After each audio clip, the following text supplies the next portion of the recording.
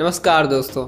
हम सभी ने पुलिस का नाम तो सुना ही है और ये भी जानते हैं कि पुलिस में कई सारी पोस्ट होती हैं और सारी पोस्ट के बारे में हमने प्रीवियस वीडियो में चर्चा भी किया है, जो कि किसी थाने के अंतर्गत काम करते हैं। लेकिन दोस्तों, क्या आपने कभी सोचा है, अगर पुलिस थाने में होते हैं तो जेल में कौन से पुलिस होते हैं? क्या थाना पुलिस ही जेल में भी काम करते हैं? अगर नहीं तो जेल में कौन से पुलिस काम करते हैं? जेल पुलिस को क्या बोलते हैं? और क्या जेल में भी थाने की तरह कई अलग अलग पुलिस पोस्ट होती हैं? अगर होती हैं तो कौन कौन सी? और जेल पुलिस कैसे बनते हैं? तो ऐसे ही बहुत सारे सवालों के बारे में इस वीडियो में चर्चा करेंगे। तो वीडियो को शुरू करते हैं और सबसे पहले समझते हैं जेल पुलिस किसको बोलेंगे और थाना पुलिस किसको बोलेंगे। देखिए दोस्तों, हमारे सामने हमेशा दो शब्द आते हैं, एक पुलिस कस्टडी और दूसरा जुडिशियल कस्टडी। अगर हम इसे समझ पाएंगे तो हमारे सवाल के जवाब भी मिल जाएंगे। अगर पुलिस कस्टडी की बात करें तो जब पुलिस को किसी व्यक्ति के बारे में सूचना या शिकायत मिलती है तो संबंधित पुलिस अधिकारी अपराध में शामिल व्यक्ति को गिरफ्तार कर लेती है, जिससे कि उस व्यक्ति को आगे भी अपराध करने से रोका जा सके। जब इस प्रकार से अपराधी पुलिस हवालात में बंद कर दिया जाता है तो इसे पुलिस कस्टडी कहा जाता है। इस हिरासत के दौरान मामले के प्रभारी पुलिस अधिकारी अपराधी से पूछताछ कर सकते हैं। ध्यान रहे कि अपराधी की हिरासत 24 घंटे से अधिक की नहीं होनी चाहिए। इस मामले में शामिल होने वाले पुलिस अधिकारी का यह दायित्व होता है कि अपराधी को 24 घंटे के भीतर उचित न्यायाधीश के समक्ष पेश करे और उसके खिलाफ सबूत पेश करे। यहाँ पर यह बताना जरूरी है कि इस 24 घंटे के समय में उस समय को नहीं जोड़ा जाता जो कि अपराधी को पुलिस स्टेशन से कोर्ट लाने में खर्च होता है। तो यह सब काम पुलिस कस्टडी के अंतर्गत होता है। आइए अब जुडिशियल कस्टडी को समझते हैं। दोस्तों, जुडिशियल या न्यायिक कस्टडी का मतलब है कि व्यक्ति को संबंधित मजिस्ट्रेट के आदेश पर जेल में रखा जाएगा। ध्यान रहे कि पुलिस कस्टडी में व्यक्ति को जेल में नहीं रखा जाता। आपने सुना ही होगा कि कोर्ट ने फला आरोपी को 14 दिन की जुडिशियल हिरासत में भेज दिया है। तो अब आप तो समझ गए होंगे जुडिशियल कस्टडी किसको बोलेंगे। अब आते हैं अपने मेन टॉपिक की तरफ, जेल पुलिस और थाना पुलिस की ओर। तो दोस्तों, जो भी पुलिस फोर्स पुलिस कस्टडी के अंतर्गत काम करती है उसे हम थाना पुलिस कहते हैं, और जो भी पुलिस जुडिशियल कस्टडी के अंतर्गत काम करती है उसे हम जेल पुलिस कहते हैं। अगर सीधा सीधा बात करें तो जेल के अंदर जो भी पुलिस काम करती है यानी कि जुडिशियल कस्टडी के अंतर्गत उसे हम जेल पुलिस कहते हैं, और जो पुलिस थाने में यानी कि पुलिस कस्टडी के अंतर्गत काम करती है उसे हम थाना पुलिस कहेंगे। अब तो आप समझ गए होंगे जेल पुलिस किसको बोलते हैं और थाना पुलिस किसको बोलते हैं और दोनों के काम में क्या अंतर है। ऐसे ही एक होता है रेल पुलिस, जो कि रेल के अंतर्गत काम करती है। दोस्तों, थाना पुलिस की तरह जेल में भी कई पोस्ट होती हैं, जिसमें जेल वार्डर, डिप्टी जेलर और जेलर जैसे पोस्ट शामिल है। सबसे नीचे की पोस्ट होती है जेल वार्डर, उसके ऊपर डिप्टी जेलर और उसके ऊपर जेलर। पर दोस्तों, अब बात आती है जेल में पुलिस बने कैसे। दोस्तों, आपको तो पता ही है कि जेल में भी कई पोस्ट होती हैं। तो इस वीडियो में हम जेल के सबसे नीचे वाली पोस्ट जेल वार्डर के बारे में बात करेंगे और बाकी की पोस्ट के बारे में हम आगे आने वाली वीडियो में चर्चा करेंगे। तो अगर बात की जाए जेल वार्डन की तो पहला सवाल आता है जेल वार्डन होता कौन है और इनको काम क्या करना होता है। तो दोस्तों, बता दें जेल वार्डन या वार्डन जेल का प्रभारी यानी कि इंचार्ज होता है। आसान शब्दों में जेल में कैदियों की देखरेख, रहन सहन से जुड़ी जो भी जिम्मेदारियां होती हैं उसे सुचारू रूप से चलाने के लिए जिस भी व्यक्ति की नियुक्ति होती है उसे जेल वार्डन कहते हैं। इनके काम के बारे में और अच्छे से बात करें तो बता दें जेल वार्डन का काम होता है जेल की सुरक्षा का निरीक्षण करना, ताकि कोई कैदी सुरक्षा व्यवस्था में सेल लगाकर जेल से भाग ना सके।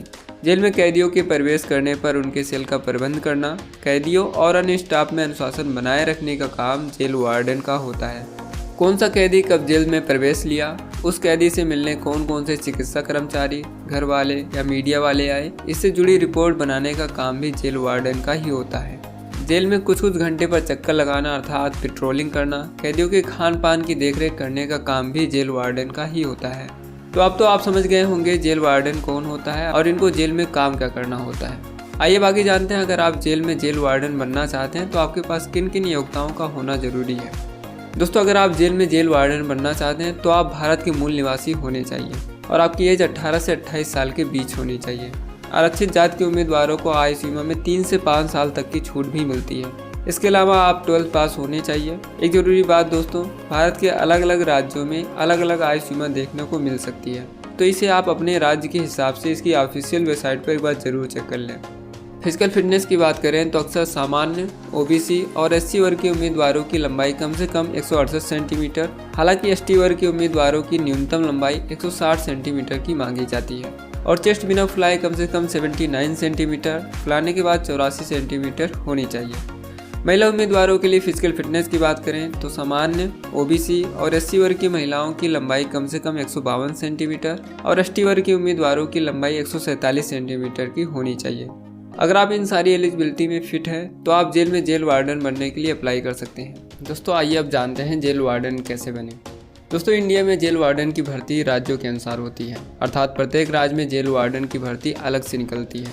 भारत के विभिन्न राज्यों में जेल वार्डन बनने की चयन प्रक्रिया लगभग समान है, जिसमें पहले एप्लीकेशन फॉर्म, उसके बाद लिखित परीक्षा और फिर फिजिकल टेस्ट और उसके बाद मेडिकल टेस्ट और लास्ट में डॉक्यूमेंट वेरिफिकेशन होता है।